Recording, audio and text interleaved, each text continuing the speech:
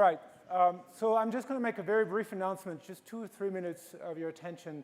I want to advertise a new initiative that we've started that actually involves quite a few of the people who are also involved in running Cosyne. And it's an initiative that's called the International Brain Laboratory, or IBL for short.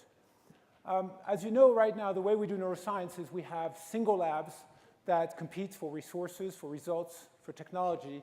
And this model has worked very well. It's led to massive discoveries, and it's probably going to go on for the foreseeable future. But it suffers from a few limitations. One is that because we all do different things in different labs, different behavior, different hardware, different ways of analyzing the data, it's extremely difficult to integrate data across labs. Second, many of the problems that we face in neuroscience today are so incredibly difficult that it's unlikely that single labs or even small teams of labs are going to be able to crack those problems.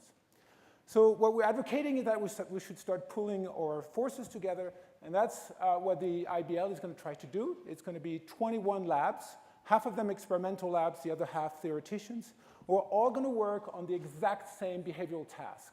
It's going to be a simple decision-making foraging task in mice, and we're going to have complete data sharing and very tight coordination of what we do, with every lab assigned to a particular part of the brain, with the goal at the end to deliver within 3 to 4 years the first complete data set of the order of 10,000 neurons throughout the entire brain of a mice performing the exact same task in all those different labs.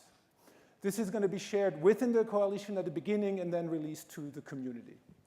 Those are the participants currently in there. I'm not going to name all of them. You might recognize some of them. But the reason I'm talking to you about this today is because we're very fortunate to secure some funding from the Simons Foundation and the Wellcome Trust last fall. So we're getting started, and we're recruiting. So if you're a student or a postdoc interested in working within this organization, please come to us.